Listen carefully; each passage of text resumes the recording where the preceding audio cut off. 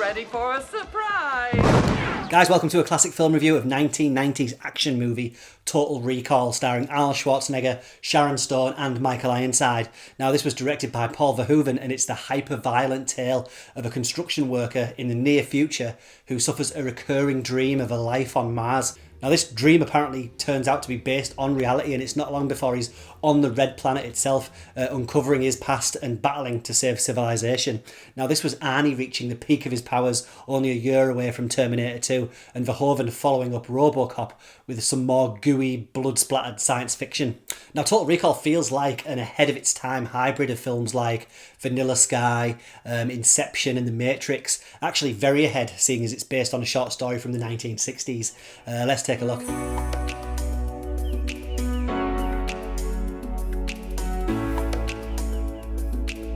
So 1990s Total Recall sees Schwarzenegger's Douglas Quaid buying a virtual vacation at Rekall Incorporated, a futuristic travel agent that sells implanted memories of wherever you want, and also sells added extras so you can go and be a rock star or a secret agent, etc. Now, things go south when the memory implantation goes wrong, and it triggers formerly suppressed memories that end up bursting forth.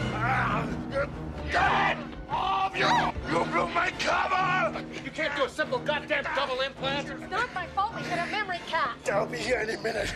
They kill you all! What the hell is he talking about? Now, I'll try my best not to go into too many spoilers for the plot here for people who've yet to see the movie, but suffice to say our protagonist isn't who he thinks he is. He's just acting out the secret agent portion of his ego trip. I'm afraid that's not possible. Why not? Because we haven't implanted it yet. And neither, in fact, is his wife, played here by a pre-Basic Instinct Sharon Stone. Soon he's on the run from enemy agents and must actually travel to Mars to become embroiled in a battle against evil Mars boss Cohagen, played by Ronnie Cox, and his henchman Richter, played by Michael Ironside, where a handful of twists and turns involving mind wipes, mutants, and an ancient alien technology will determine the fate of the planet. Now, it's all splendid stuff. One of my favourite things about Total Recall is its future world building. Before we get to Mars, we see a society that's all brutalist architecture and horrifically designed cars, but is advanced enough to implant virtual memories and have colonies on Mars. And shout out to the big clunky tracking technology that reminds me of the ones that they used in Cliffhanger a couple of years later. An even bigger shout out to the moment that Arnie has to evade the tracker by removing the implant from his skull.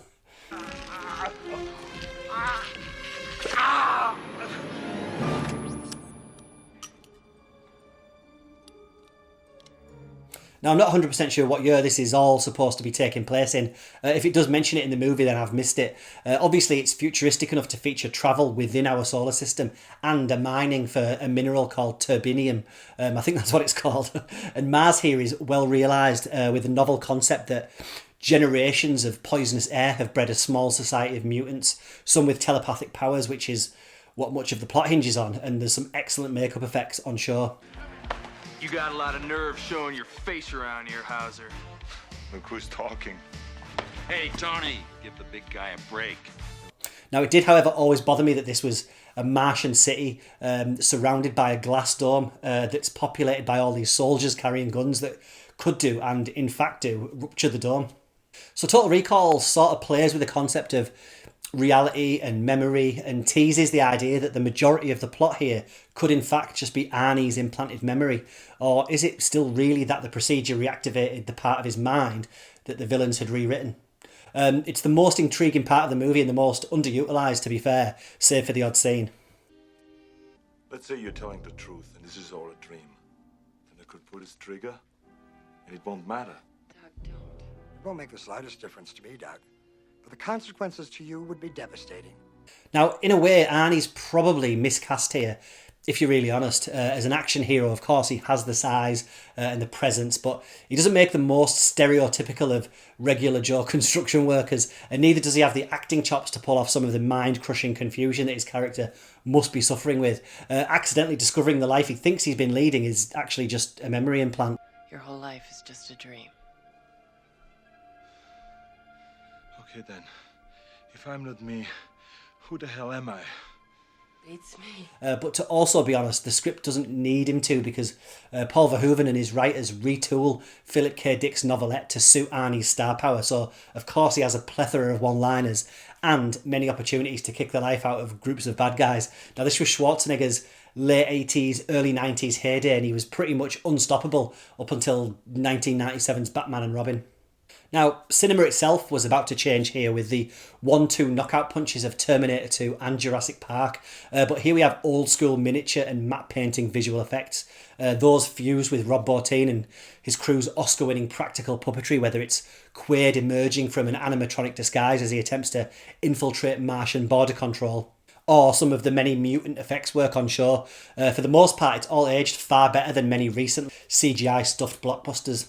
Now, as he does in many of his movies, the director here, Paul Verhoeven, does not shy away from some comedy, albeit dark comedy and satire.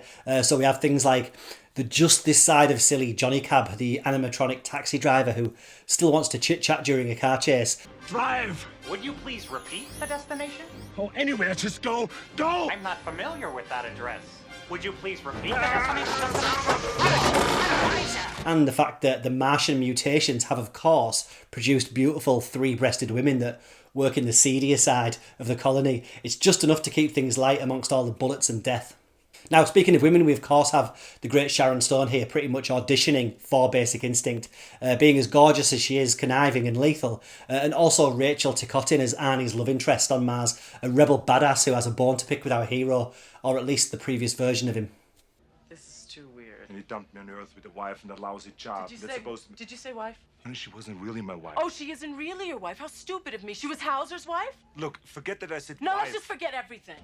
Now, in the 1990s summer dominated by Pretty Woman, Ghost and Ninja Turtles, Total Recall was still in the top 10 highest grossing films of the year, which is quite hard to imagine a hard R-rated movie doing that these days, but such was the power of Schwarzenegger's name above the title, and these were the days when movie stars still sold movies and not CGI money shots in trailers. Now, Arnold Schwarzenegger would star in Kindergarten Cop in the December of the same year as this, although it wouldn't go on general release until 1991, the same year as his box office juggernaut Terminator sequel. So yeah, he was about as big a star as you could possibly be.